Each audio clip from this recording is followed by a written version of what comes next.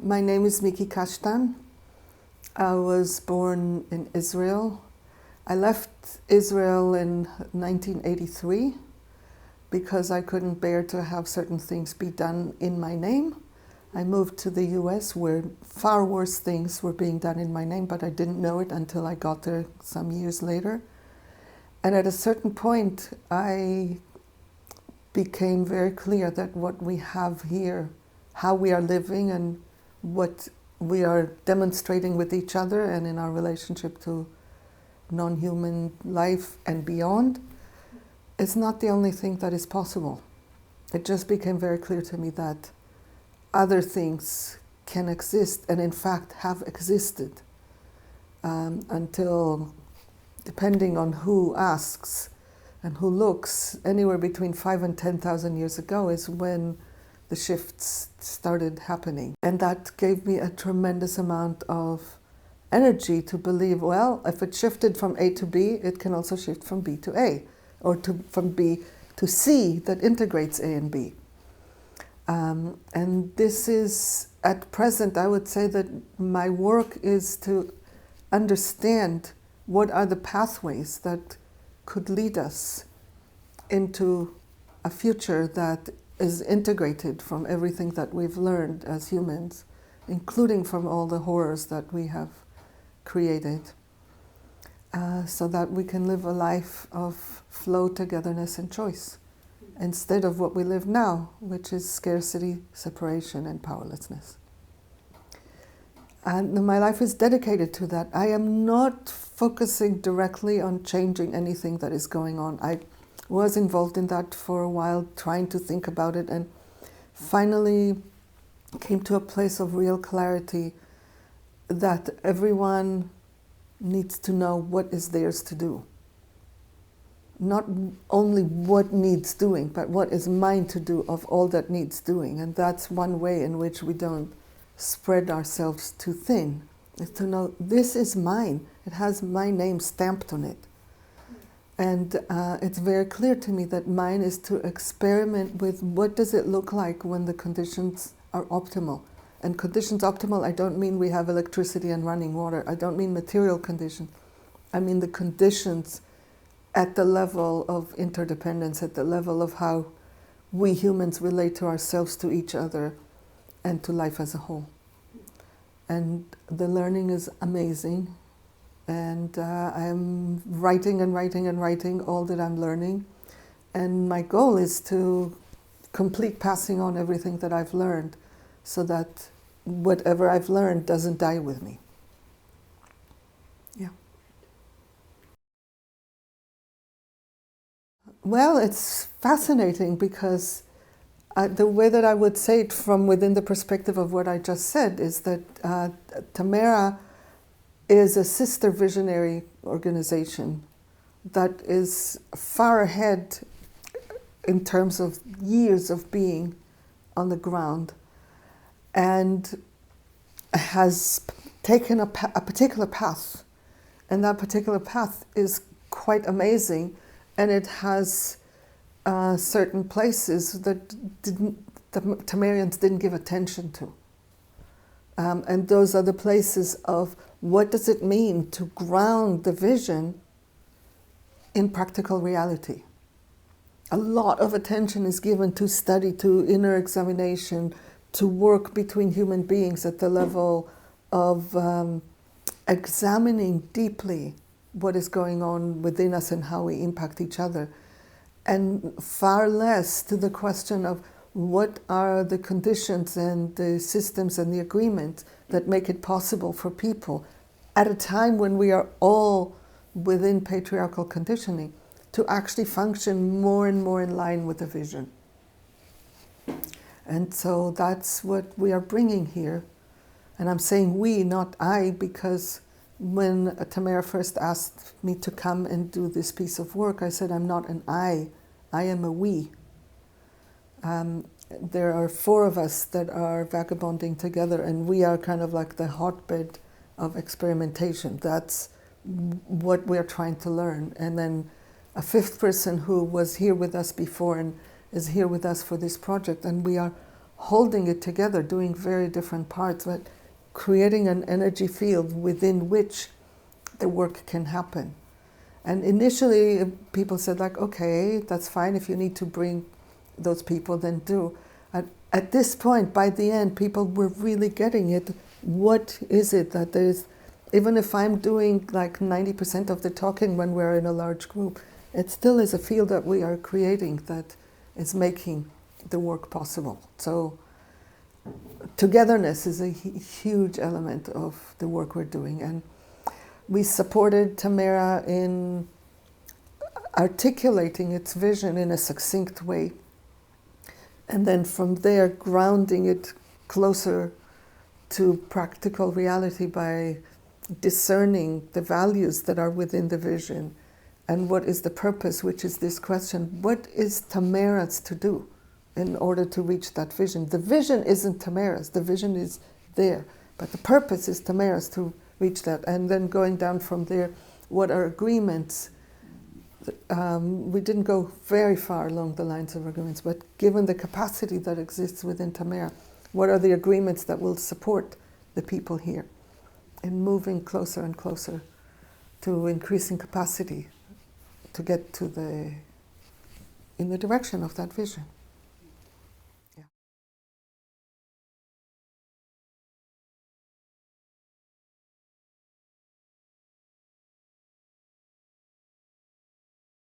So I'm really glad that you are raising the term root causes, because root cause and what is called proximate cause are not necessarily the same. The proximate cause is what's the thing that came just before that made it.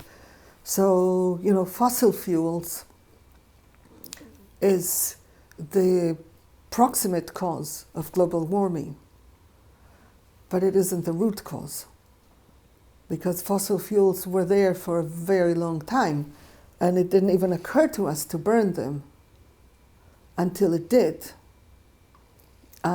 So I think the root cause is what falls within how I understand patriarchy, which means, for me, a fundamental mistrust of life, a fundamental separation from life, fundamental sense of scarcity, like life as it is cannot provide, cannot care enough.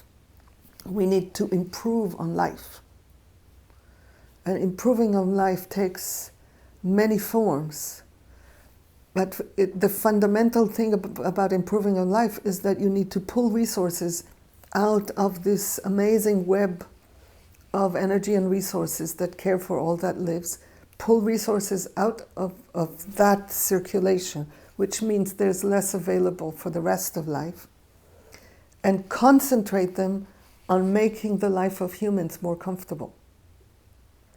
And it's not even making the life of humans, all humans, it's making the life of fewer and fewer people more comfortable.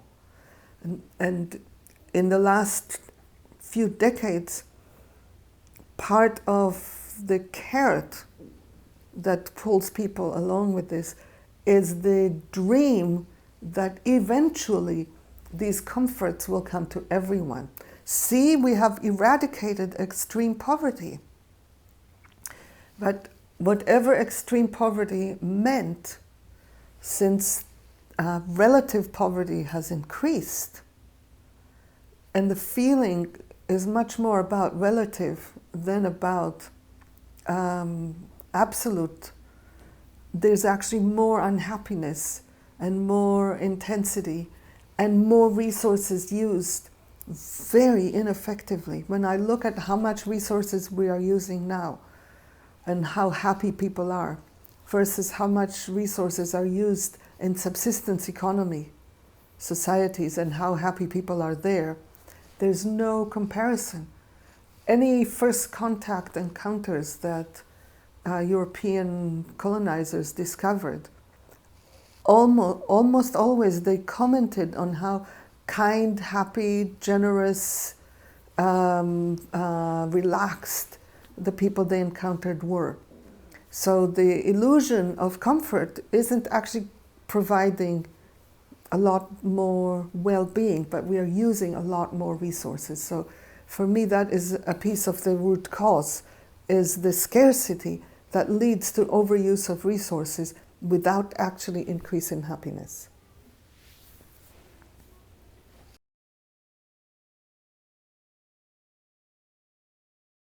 I think that the sense of scarcity within the human being is reactive, not inherent.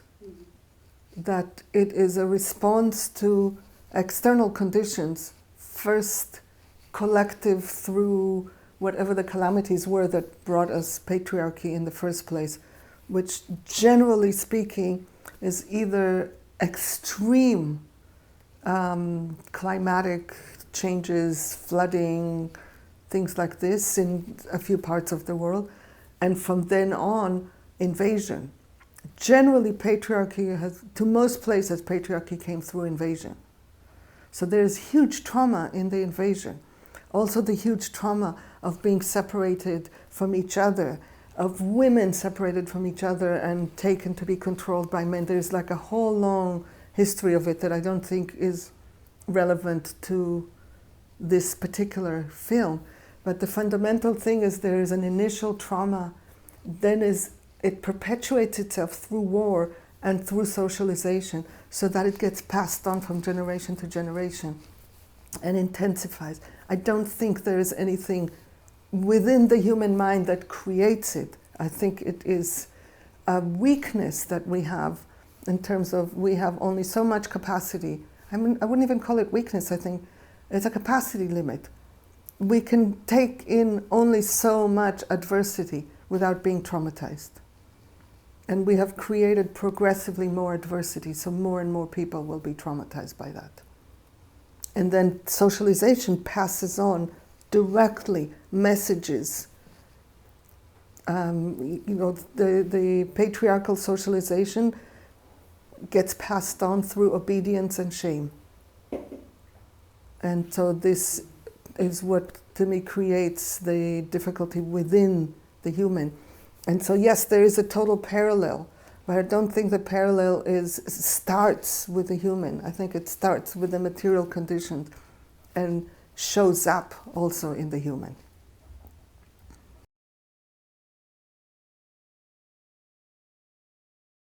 The simple way that I say it is this: life emerges from flow, functions in togetherness, and results in choice. Patriarchy emerges from scarcity, functions in separation, and results in powerlessness. So the deepest mechanism of patriarchy is control. And so the mechanism of control prevents us from working with what is. Because whatever is uncomfortable, we will try to control it. Whether it's the water temperature or whether it's someone who does something I don't like. We try to control it, to change it or move away and not work with. That is in the separation, right-wrong thinking, either-or thinking. Then there is the whole thing about who deserves what that comes from accumulation that puts resources more in the hands of the few and takes away from the many. And then you look at it and go, why? Why is it that only some people have all these comforts that at least now, in theory, everyone could have a minimum of comfort that would be enough for everyone to live well? That used to be true. I don't even know if we might have too many people even for that now, but at least up until a certain point it was possible, but instead it all goes to certain people. So you look at it and then you invent these theories. They have more because they deserve it. They have less because they deserve it.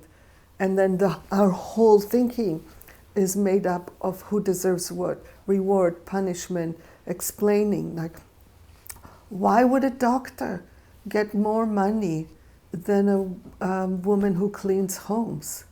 There's really no reason, because if you look at their actual needs, they don't need anything different from each other. They have the same needs, and yet the needs of the doctor are given priority relative to the needs of the woman who cleans. And these are very problematic things that are baked into how we see and think about the world. So in that way, it keeps perpetuating the relationships between humans that sustains this. So in terms of how to move into a post-patriarchal possibility, there is what we can do individually, what we can do in communities, and what we can do on larger scales. And as individuals, you know, I've learned that when you recover from trauma, you recover in the opposite direction from the direction that the trauma came in. So if it started with scarcity, then went to separation, and then went to powerlessness, then the first thing that you can restore is choice. Because if you don't have choice, you can't actually create togetherness, and without togetherness, you can't create flow. So the first order of business is to see where choice was taken away from us and recover it bit by bit, bit by bit, bit by bit. And then simultaneously, within community, however small and however large, it's what are the practices that actually support togetherness. And some of them exist here fully within Tamera. One of them is the practice of involving other people in decisions that you make about yourself, the communitarian self, as you call it. In most places in the global north, European, North American, Australia, New Zealand, in those countries, it is, you know, like it's like, no, you don't ask somebody else if you're going to go on a trip or not. And it's very hard for people to grasp that it's not like you are ceding your power away to other people. It's that you engage with other people to come up with a collective decision that optimizes everyone's needs. And that can be done even as the world continues as it is, but it's very difficult. And then how we get back into, you know, global flow, that's a question that I don't have an answer to, but I also don't think anybody else does.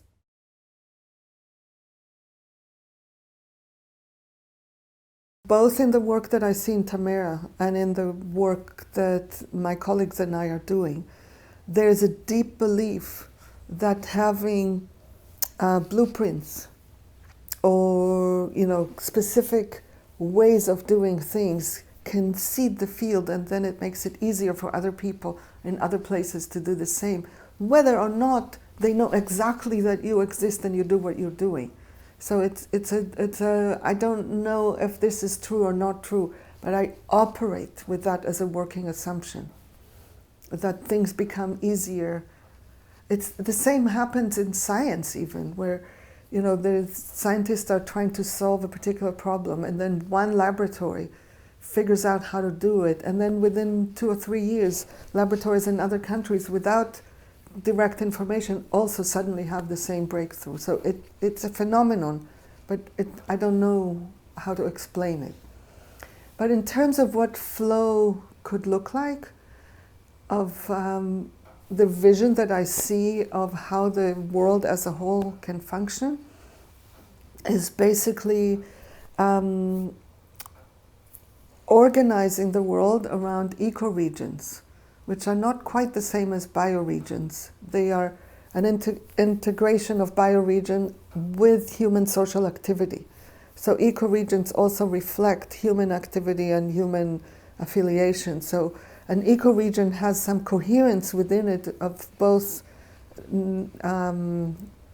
material conditions and the human activity within them. And that each ecoregion aims to provide for the needs within that ecoregion as much as possible with resources that are from that ecoregion. And flow of resources between ecoregions is based on optimization of flow of resources from where they exist to where they're needed. And the funny thing is that we have the entire infrastructure that makes it possible. We know how to move resources from everywhere to everywhere in the world, but now it's done on the basis of greed and money and accumulation.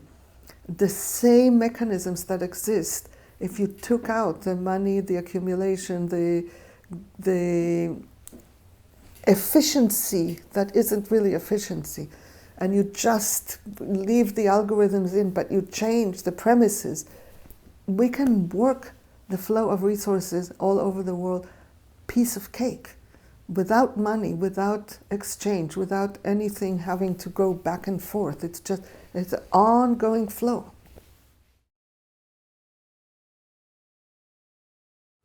I want to link it back to water, because right now, the way that it is in the world, there are places that have so much water that they don't even know what to do with themselves, and places where there isn't enough water, and places where water is being depleted and contaminated. Where there is plenty of water is not the question. It's the places where the water is being contaminated, overused, and depleted. That is the question. And there are a million things that can be done, and they are all human things. And I don't mean even the technology of water retention like you have here. It is that even in water there is a kind of a control and accumulation. What's the word I would use? There is an energetic pull on water from people. We must have water to water our lawns. We must take a shower every day. Those are not things that are actual needs. They are reaction to scarcity. There is companies that bottle water, so there is also the plastic that comes from it. But in actual fact, it is possible to manage water, even in really, really, really dry places, in a way that works for everyone. And so I will tell a story of a place. It's quite a large area in the southwest of the United States, which is totally quite a desert place. It's not like the Sahara, not that much desert, but it's still desert, very, very arid. And where for several hundred years there has been a way of managing the water in the commons. So the water doesn't belong to anyone. It is not owned by the state. It is not owned by any company. No company would want to go there because there isn't enough water there for the company. So it is actually managed by the people through a very, very intricate but robust system of use rights. The water isn't yours, but you know, let's say that it's a system of canals and ditches and valves and things like this, and there are people who move it, like on Monday it goes to this side, on Tuesday it goes to this side, and you know when is your turn to water your plants, and that's when you water, and other times you won't have that water coming to you. And they have been doing it uninterrupted for hundreds of years, including very sophisticated systems for what to do with conflict. And not only is there enough water for all the people, there's more vegetation where that system is in place than where people are not touching it at all. So there's a deep, deep, deep principle here of cooperation between humans and non-human life that is also borne out it's in the book Braiding Sweetgrass, that there was an experiment done of harvesting sweetgrass in 3 different ways. Not harvesting, growing sweetgrass in 3 different ways. One is you grow it and you just harvest however much you can. One is you grow it and you harvest based on the methods of the indigenous people who developed a relationship with sweetgrass over thousands of years, and one is not harvesting at all. And a lot of biologists, botanists, or whatever the field is, would ordinarily think that not harvesting it at all, it would do better. But actually the one that did better, best of the three, is the one where it was harvested according to the indigenous principles, which is, and they can now explain it biologically, because when there are too many new shoots, they compete with each other for the water or nutrients in the soil, and they are all weaker.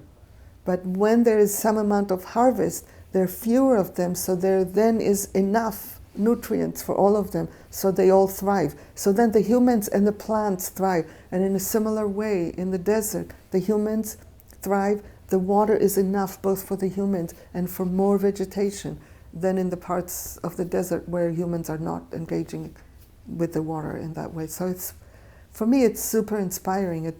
It's a very, very practical model for how, and even to call it resources is a complex question, because resources is a relationship of separation. But how, when we are in relationship, but it's complicated, but we are actually resources for each other. We are a resource for flies and worms and bacteria, and we used to be resources for predator animals that we have.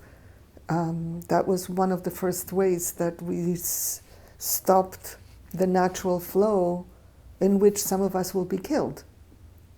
We are unwilling to accept that as a collective species energy, so we have eliminated external predators.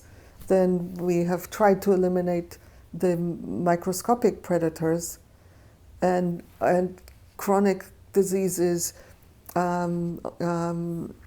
diseases of what happens when babies are born deformed. So we are using every possible way to eliminate death, and we are creating more death. So I think that there's a very deep principle here of surrender to the reality that we live on a finite planet with finite resources that can only sustain a finite number of people, and can sustain more people if we engage intelligently.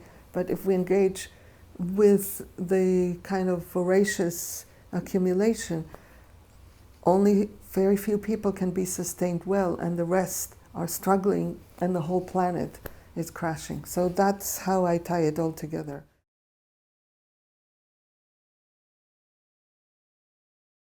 Having more people isn't better. Having more people means we are not in that mysterious equilibrium that we maintained for most of our existence. We stayed within the equilibrium that life maintains. You know, if you have too many deer, there's a very amazing story. You might want to watch that video. It's called When Wolves Make Rivers. Did you ever see it? Mm-hmm. So it's a similar thing. There were no predators, so the deer could expand unlimited, and that was destroying the ecosystem within Yellowstone. So it's a similar way.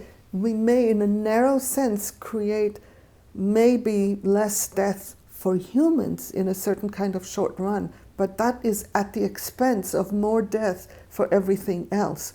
And now it's catching up with us, because now we have collapse of water, collapse of soil, collapse of insects, pollinators, and global warming is by far not the only path to extinction that is on our table. It's the most famous, but there are, I think, 12, I don't remember what all of them, but there are 12 different areas in which we are overshooting. So that is how we create more death.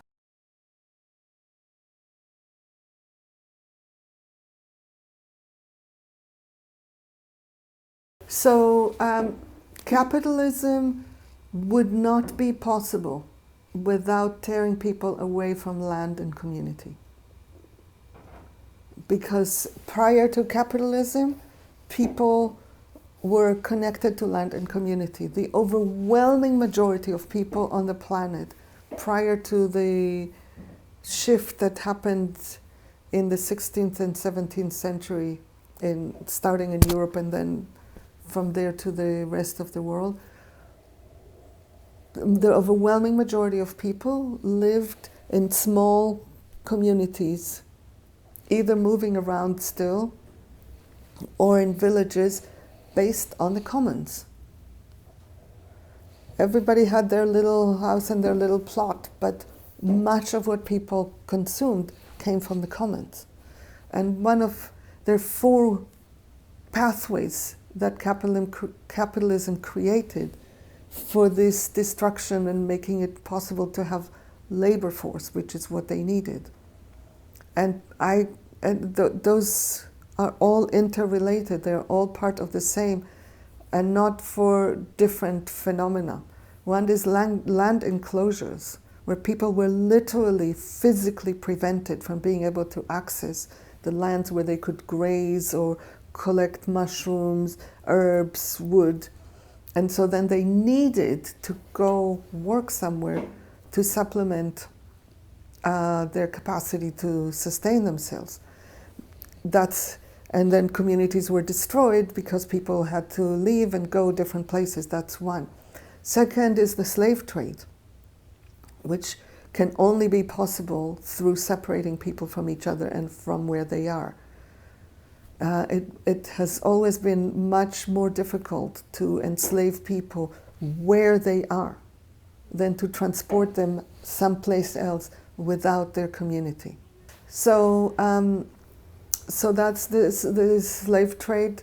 Colonization was also a way to expand reach of labor force and physical resources.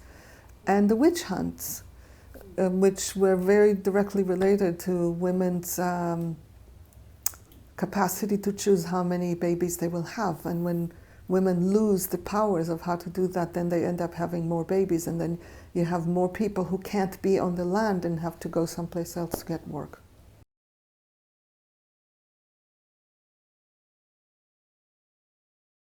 Yes, and over time, you then injected with literally addictive substances and also addictive ideas and ways of being, and attach people to feeling the need for things that they can only get with money. And if you can only get it with money, then the subsistence economy collapses. Because the subsistence economy is based on almost everything you need, you create within the community.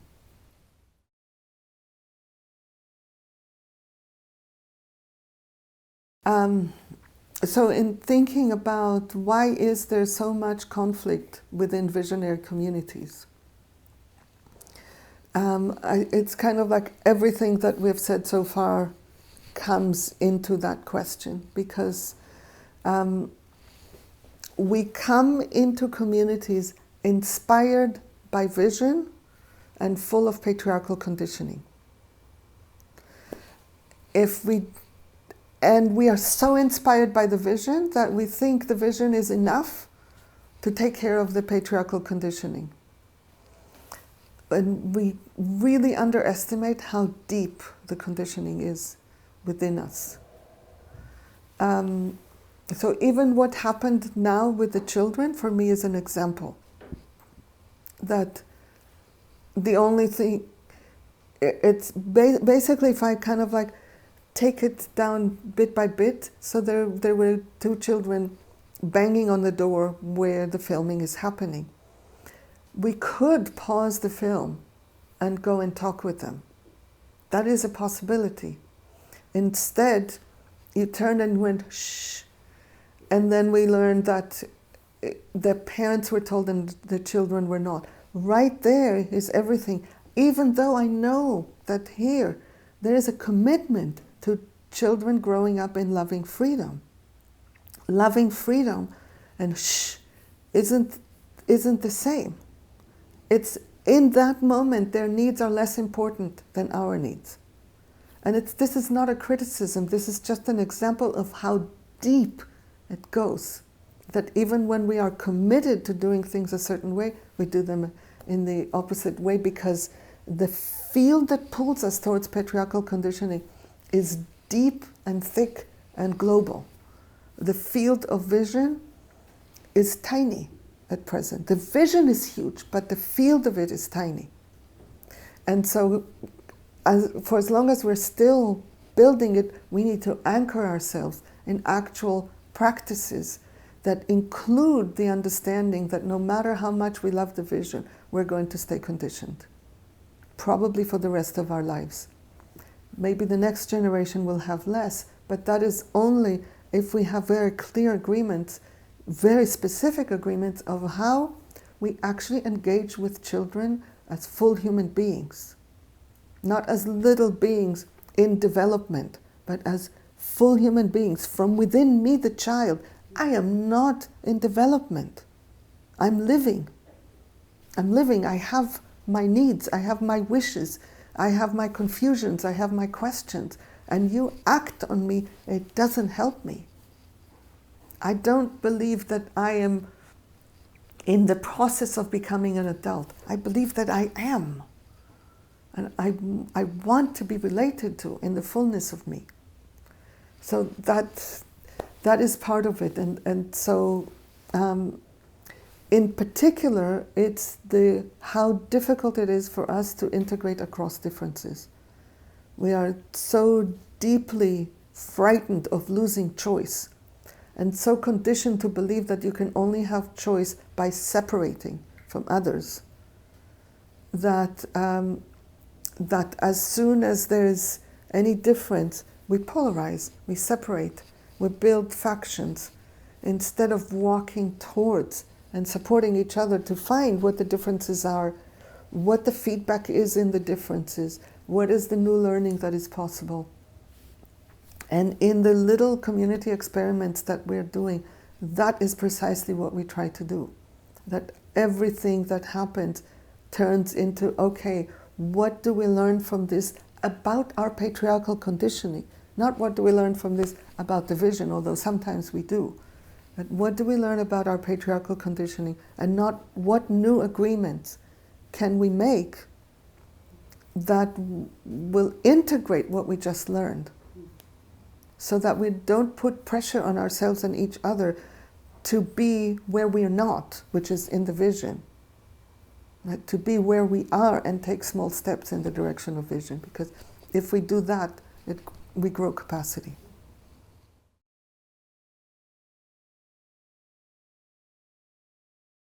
One of the most reliable ways to exit scarcity is to increase generosity.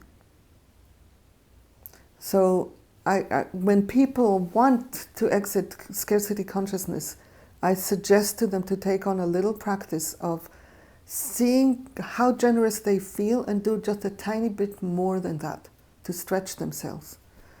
And when we recultivate generosity, we have less scarcity, and when we have less scarcity, we have less need to hoard anything. That is the piece, and that applies to water, to love, to anything else.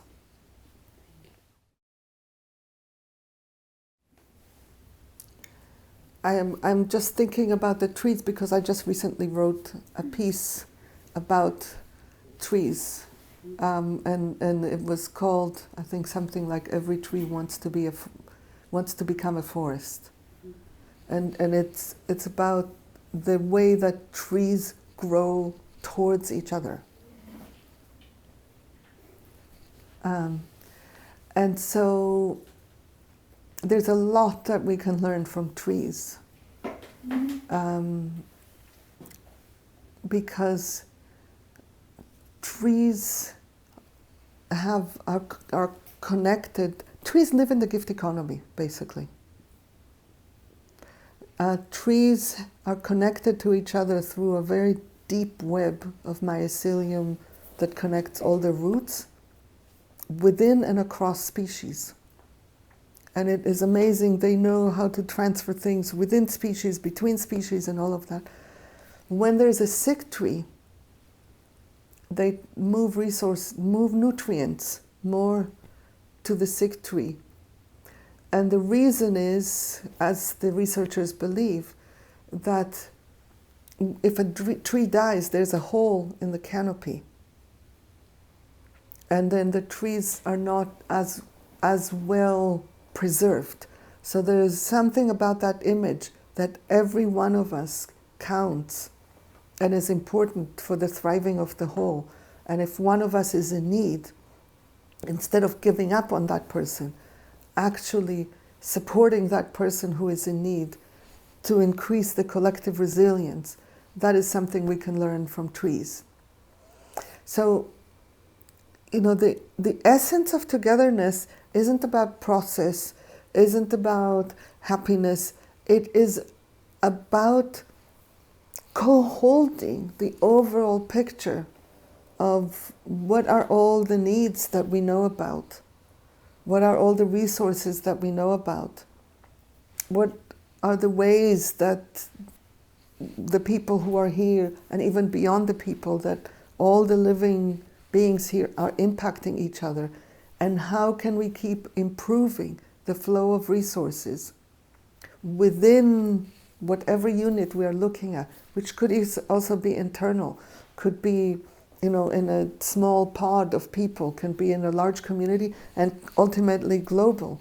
How can we improve the flow of the resources so that the most needs can be attended to with the least negative impacts within the means of what we have, rather than continually thinking, okay, we don't have enough, we need to bring it from the outside. What is that outside, and what is the impact of that outside? That is how empires work. Okay, we don't have enough here, we get it from elsewhere. And that's how invasion becomes, because patriarchal living is inefficient, even though we are told that capitalism is super efficient. It's a very narrow definition of efficiency.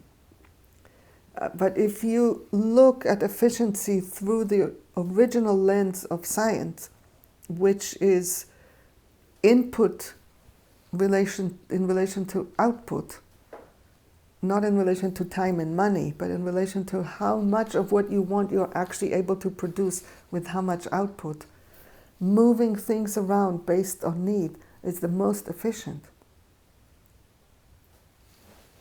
And so this is what I understand within togetherness, is a collective holding of the whole that is in continual dance of movement. It's not static, it's always vibrating with aliveness.